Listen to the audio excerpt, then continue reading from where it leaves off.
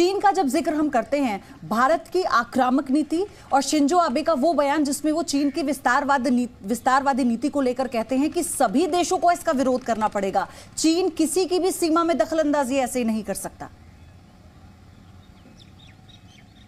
पयोधी बहुत महत्वपूर्ण है शिंजो आबे का चीन को लेकर जो दृष्टिकोण था 2021 में, यानी प्रधानमंत्री पद छोड़ने के बाद भी जो उन्होंने चीन को लेकर बयान दिया था, जिसको लेकर बहुत ज्यादा एक कंट्रोवर्सी खड़ी हुई थी, चीन ने बहुत सख्त ऐतराज जताया था, लेकिन उन्होंने बहुत साफ लफ्जों में कहा था कि चीन को आसपास के इलाके में अपना विस्तार करना, उनकी जमीनें हथियाना और उन अपने पड़ोसियों को धमकाना, दबाव डालना बंद करना पड़ेगा, नहीं तो इसका जो असर होगा वो चीन के लिए भी बहुत खराब होगा। दरअसल जापान के लिए चीन के अलावा और कोई खतरा नहीं है, चीन ही है जिससे जापान को खतरा है। चीन जिस तरह भारत के इलाकों में दखल देता है, भारत के इलाकों में अपना दावा करता है, उसी तरह वो जापान के बहुत सारे इलाकों में बहुत सारे द्वीपों को अपना बनाता है, उन पर कब्जे करने की कोशिश करता है।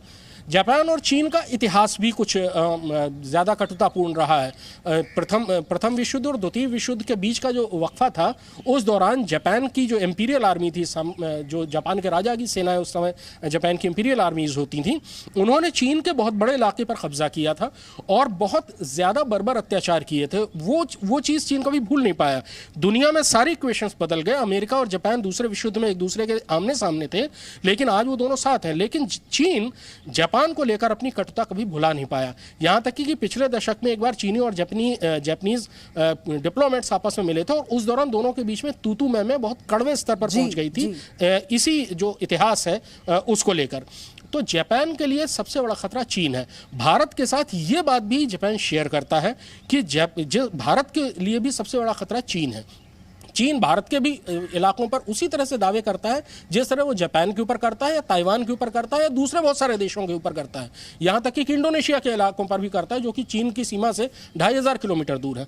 तो शिंजो आबे ने ये बात बहुत साफ लफ्जों में कही थी और उन्होंने न केवल कहा था बल्कि उसको जमीन पर उतारने के लिए कोशिश भी की थी। क्वाड की हम लगातार बात करते हैं कि क्वाड शिंजो आबे के दिमाग की उपज है, जो 4 देशों का ये बहुत महत्वपूर्ण मोर्चाबंदी हुई, लेकिन क्वाड के अलावा भी बहुत सारी चीजें हैं। मलाबार नेवल एक्सरसाइज जो भारत और अमेरिका कैसे जापान की इकोनॉमी को एक मजबूत अर्थव्यवस्था बनाना और फिर उसे बरकरार रखना, ये कितनी बड़ी चुनौती रही है। जापान का इतिहास इस बात का गवाह रहा है।